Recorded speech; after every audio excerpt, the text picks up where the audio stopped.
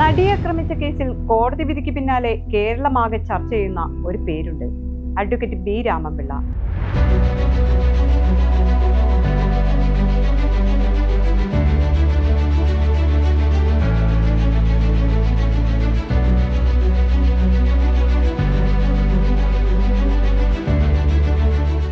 ആരാണ് അദ്ദേഹം? കോഡ് പരിശോധിക്കുന്നു.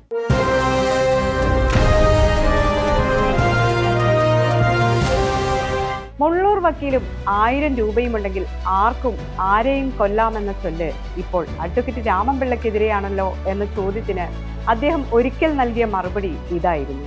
അനാവശ്യം കേസ് നടത്തി ഭംഗിയായിട്ട് നടത്തിയാൽ കക്ഷിക്ക് ഭാഗ്യമുണ്ട്, വക്കീലിനും ഭാഗ്യമുണ്ട്, ജയിക്കും. ഒരു കേസ് വന്നാൽ ഞാൻ ഭംഗിയായിട്ട് നടത്തും. ഇവിടെ ആരെ നടത്താനെങ്കിലും ഭംഗിയായിട്ട് നടത്താൻ എനിക്കറിയാം. ജയിക്കാവുന്ന ഒരു കേസും തോക്കത്തില്ല, അതിന് ഉറപ്പാണ്.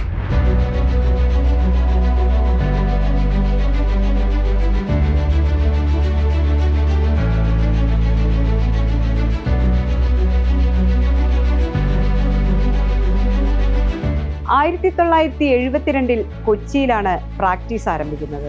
ആദ്യ കേസായി എത്തിയത് ഒരു സിവിൽ കേസായിരുന്നു. പിന്നീട് അങ്ങോട്ട് ക്രിമിനൽ കേസുകൾ മാത്രം നോക്കുന്ന പേരെടുക്കുന്ന അഭിഭാഷകനായി മാറിയത് ശരവേഗത്തിലാണ്.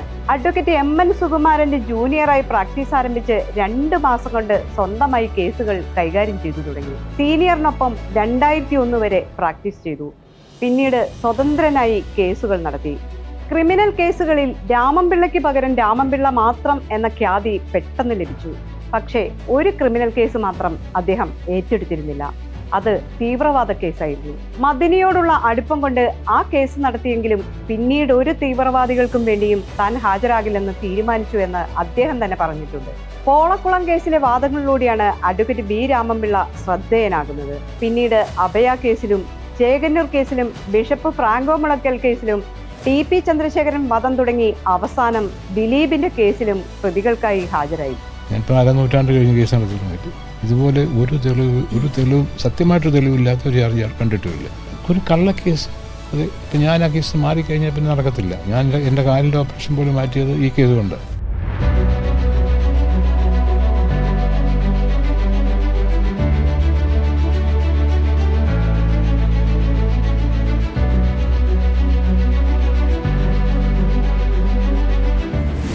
ജയിക്കാമെന്ന പ്രതീക്ഷയുള്ള കേസുകളിൽ ജയിച്ചേ മടങ്ങൂവെന്ന വാശിയാണ് അദ്ദേഹത്തിൻ്റെത്. അതിനായി തെളിവുകൾ സൂക്ഷ്മമായി പഠിച്ച് കോടതിയിലെത്തും. രാമൻപിള്ളയുടെ ക്രോസ് വിസ്താരം നിയമകേന്ദ്രങ്ങളിൽ ശ്രദ്ധേയമാണ്. ജീവിതം തന്നെ കേസുകൾക്കായി മാറ്റിവെക്കുന്ന അദ്ദേഹത്തിന്റെ യാത്രകളിൽ പോലും കൂട്ട് കേസ് ഫയലുകളാണ്. ജഡ്ജിയാകാൻ ആഗ്രഹിക്കാത്തതിന്റെ കാരണമായി അദ്ദേഹം ഒരിക്കൽ പറഞ്ഞത് സ്വാതന്ത്ര്യവും സാമ്പത്തികവും നഷ്ടമാണെന്നും അഭിഭാഷകനായി തുടരലാണ് ഇഷ്ടമെന്നുമാണ്.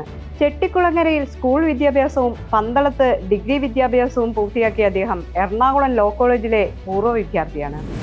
അവിവാഹിതനായി ജീവിക്കുന്ന അഡ്വക്കേറ്റ് ബി രാമൻപിള്ളയുടെ ജീവിതം തന്നെ കേസ് ഫയലുകൾക്കുള്ളിലാണ്.